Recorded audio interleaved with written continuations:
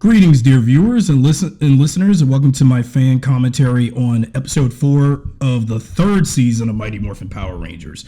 The episode that changed the revolution of the team and also Bulk and Skull, Ninja Quest Part 1. So here we are, September 9th, 2025.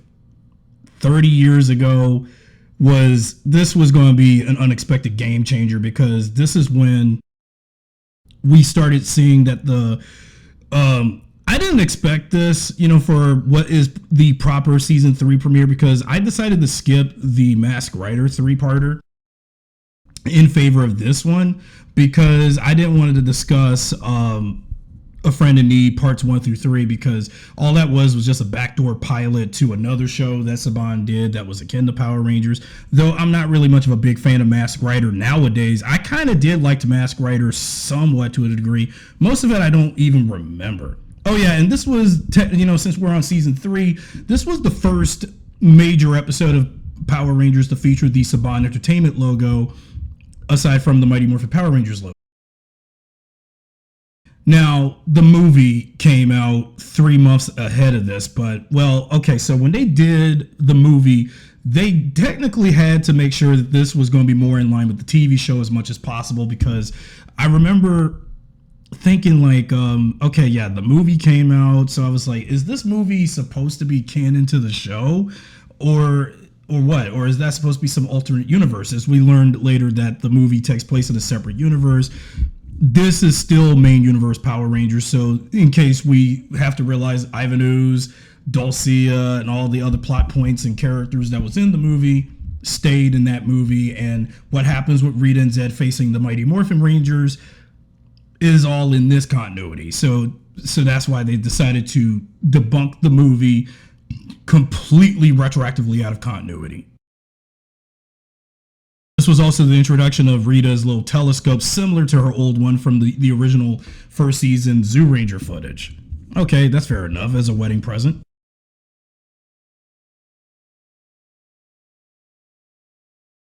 They just had to make sure that this was different from what we had in the movie, because the movie had a similar plot line that we would see later for here, because Bulk and Skull are still assholes here. Yeah, and also speaking of the movie, I mean, where the hell was Ernie in the movie?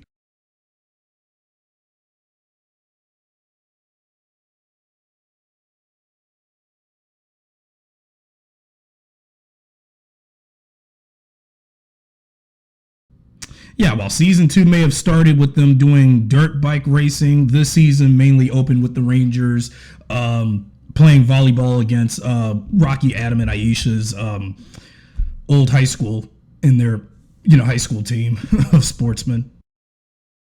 We enter Rito Revolto around 3 minutes and 19 seconds. Yeah, so again, making sure that we don't mess with the continuity of the movie with the TV series. Although many people wish that the movie should have been in canon, because, one of the theories I had with the movie was that I kind of think the movie should have been in continuity. I mean, I mind the armored ranger suits they got, but I kind of wish they should have kept it in line with the show. I mean, and suppose, let's say this 4-parter was like something else, like showing off Rito, and say the movie probably should have had Ivan Ooze destroy the Rangers' original Zords and powers and stuff. But we already know in the movie, he would infiltrate the command center and strip Zordon from his time warp, and the Rangers would have to go to a distant planet to get new powers. Now, I know that instead of Dulcia, Ninjor should have been in the movie. Nothing against Dulcia, but still.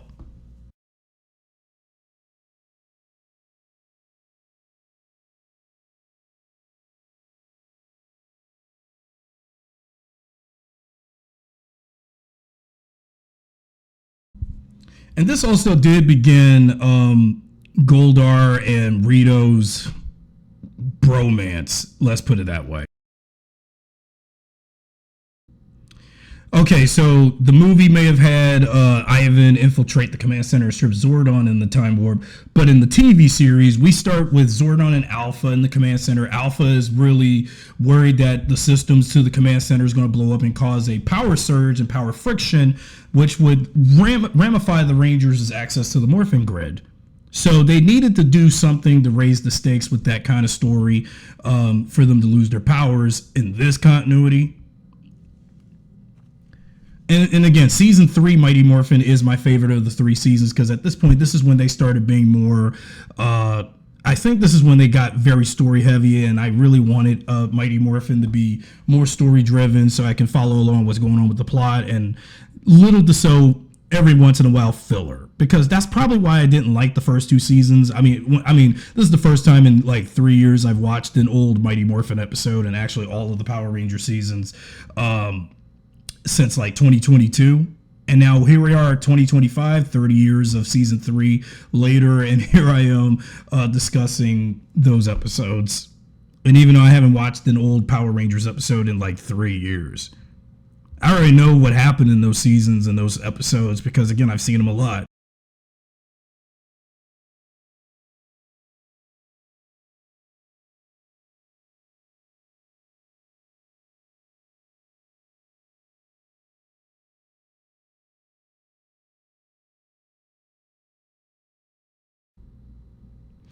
The running gag of Rito getting Zed's name wrong, this is going to be common occurrence throughout the season.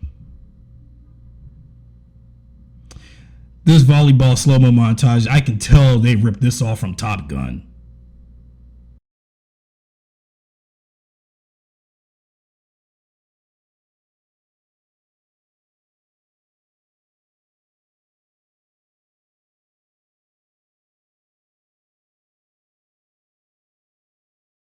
Yeah, it was a great game too.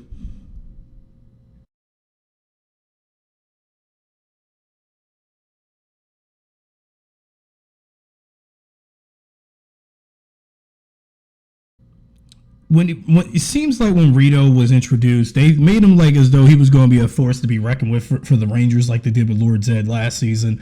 But as the season progressed and we had Rito on board with the villains, since Rito is Rita's brother, despite him being physically different from Rita and him being a skeleton. But again, there's got to be some dark fan theory about how did Rito once shed all that human flesh in some war or something, intergalactic war, and then somehow he got skeletal or something. I mean, it's never been explained. This episode also introduces Ernie's backlot for the juice bar, which is very nice and a great change of pace and scenery because now when they filmed these batch of episodes in real time back 30 years ago, these episodes were filmed in April of 1995. So they had to treat it as though this was during summertime 1995 or so when because again, California is very different to what we have here, especially during the humidity in summertime then. Now, since Bulk and Skull's shtick of trying to find out the Rangers' identities was getting tiring, their shtick for the season is to be part of the Junior Police Patrol of Angel Grove and be somewhat heroes to be. And again, they've come a long way, and you would think that 110 episodes of MMPR later, and it was time that we give them a new shtick, wanting to be actual honorary heroes. Oh boy. And then this shot with, oh my God, Kimberly with that face. Oh my God. But them joining the junior police, everybody was in disbelief, thinking that these two bumblers would actually join it.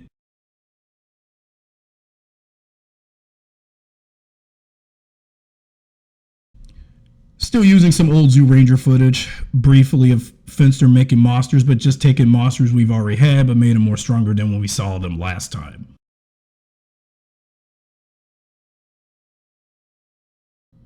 I mean, the Flighting Flea, Lizinator,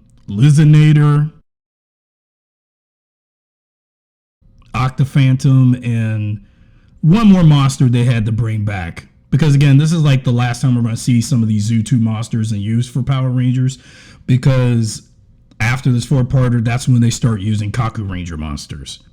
They do have some of the suits, but for those monsters. But what sucks is that they never did got a Ninja Megazord costume for American footage. I understand to save budget and money, so it made sense.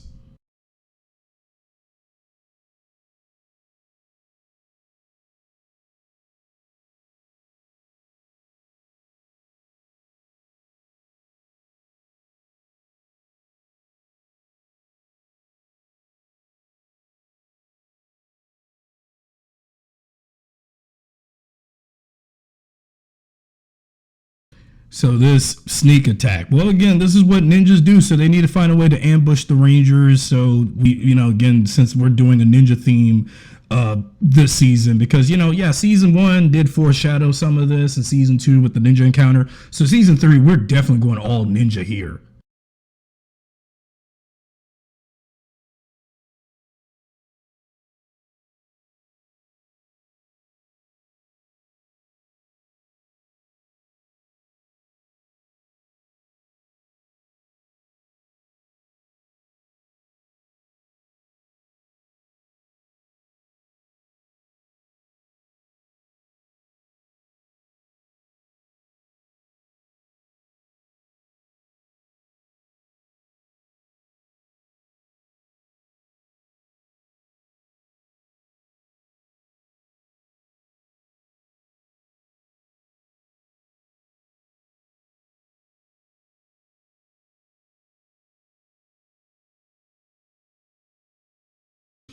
And the outfit that Tommy is wearing here, he would wear this outfit similarly even when we get to Zeo beginning, which I already did fan commentary on a while ago.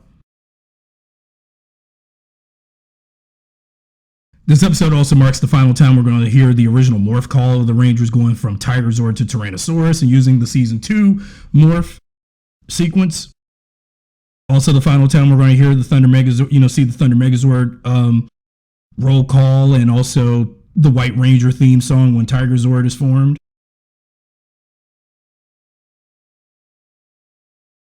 So here we are, 3 seasons of Mighty Morphin later. We finally combined Zoo Ranger, a Die Ranger, and several Kaku Ranger elements all in one show to make this a continuous storyline.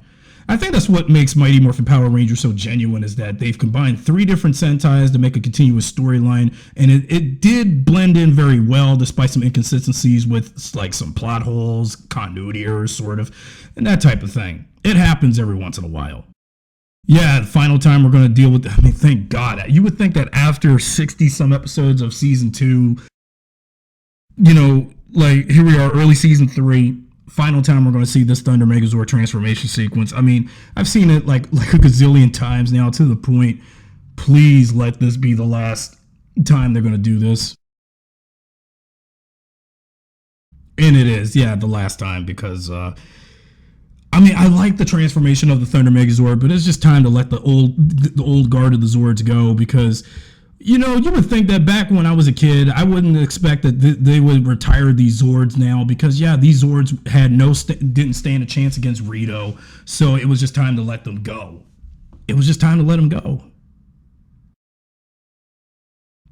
Just like last season. When Lord Zed came in, there was no way the Rangers' original Zord stood a chance against his monsters back in season 2 when he came on. So this season, it makes sense, retire the old Zords so we can make way for them to have new Zords, but also new powers. But they would go back to their old suits again through those new powers.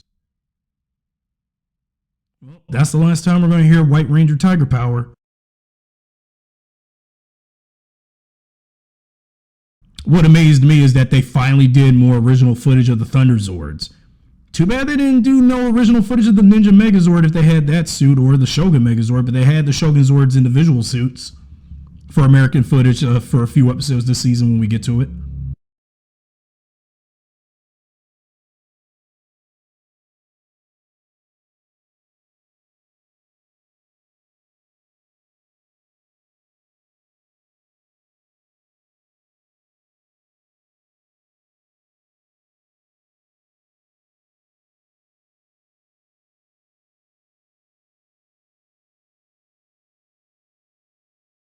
Yeah, you can tell that they're trying to give us the illusion that visually Rito is stronger than the Rangers and their original Zords. It makes sense for them to go all out and give them the most complicated battle they've ever faced.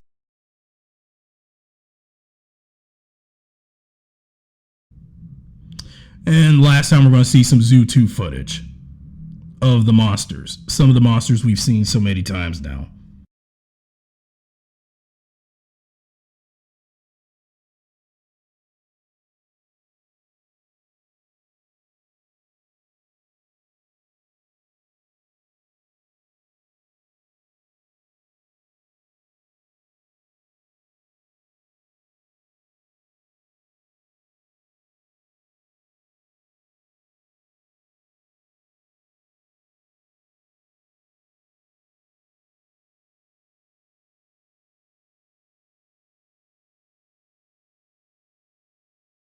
It took Rita and Zed 3 seasons to beat the Power Rangers. They really did. Oh, a little bit of continuity error with the editing. You saw a glimpse of when that Beetle monster kicked the Megazord. You saw a little glimpse of the original Megazord right there when they could have just reshot it with just the Thunder Megazord, and there could have been some explosions, but there was no way how they could get around it.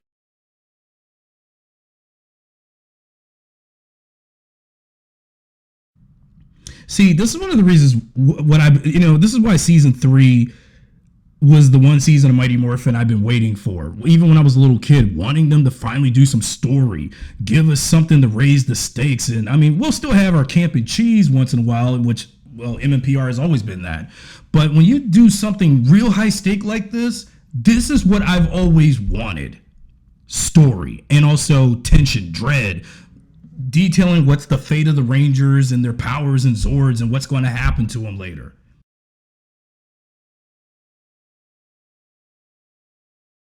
Man, the Thunder Zord's taking a beating. I mean, I do remember seeing this image one time because I remember 30 years ago when me and my family was on vacation, we rushed to get back to catch these new episodes of Power Rangers back then and videotaped it and all. But I remember this last bit because when the Thunder Zords was being beat up by this new dude, Rito Revolto, and then the command center's console started surging and blowing up, I'm like, whoa, what?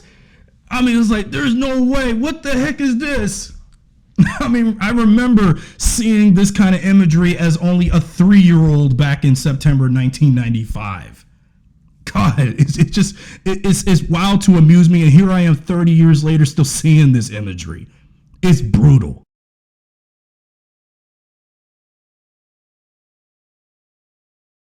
Yeah, villains are cheering, finally seeing the fall of the Power Rangers. It took them 3 damn years to do that.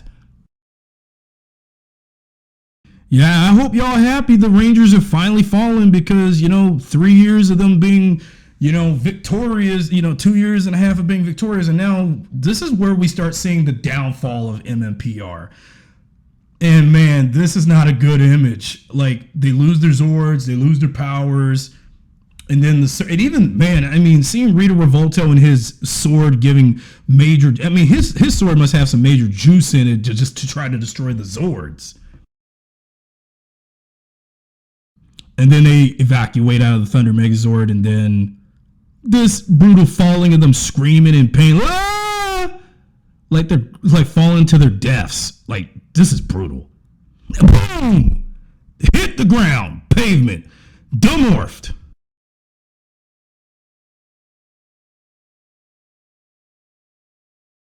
And then they wonder why they're not in their suits anymore. Well, first time this ever happened in the show. And then this image. The Thunder Zord's getting blown up. Again, 3 years old, 30 years ago, and man, this 30 years later still traumatizes me.